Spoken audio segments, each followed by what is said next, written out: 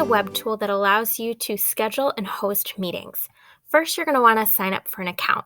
If you already have one, select Sign In, and you can sign in with Google.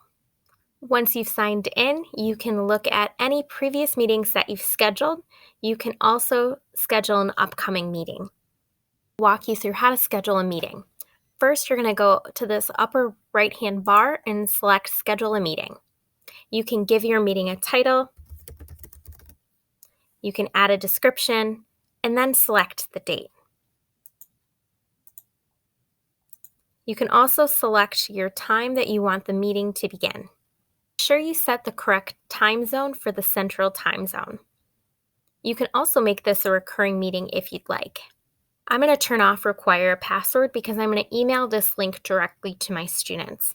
I want to make sure that I turn on the host video and participants video. Students can turn off their video if they'd like, but will allow students to connect via telephone or computer.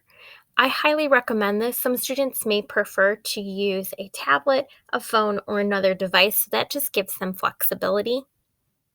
And these meeting options are going to become really important. So I always select mute participants upon entry.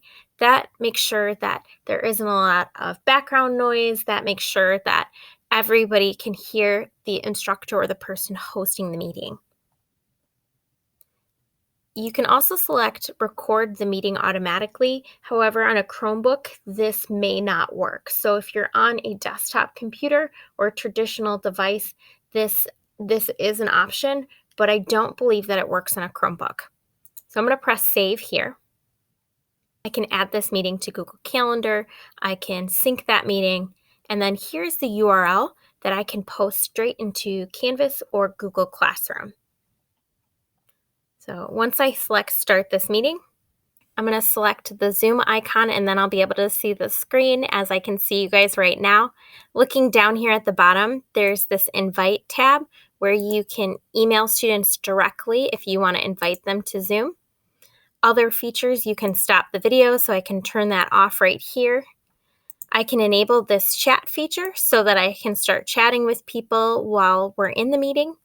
I can also go to this grid view, and right now I don't have anyone in the meeting, but if I did, this would show all the different people popping up on my screen. In the meeting, in the grid view, I can unmute and mute students, so anyone who's a participant, I can open up their microphone, allow them to speak, or I can have the control to mute them as well. If you're on a desktop device, you will be able to save your recordings to your computer. If you're on a Chromebook or a device that's functioning like a Chromebook, unfortunately, the free version does not support cloud recordings. The workaround would be for you to utilize Screencastify in your extensions or any other screencasting device to screencast your meeting. So take a look at that, but in general, our Chromebooks will not allow for recordings at this time. Folks, if you've never used Zoom before, I highly recommend the first day that we're back in school that you host a meeting and you just take that time to reconnect with your students. If you are still experimenting and some things go wrong, that's absolutely okay.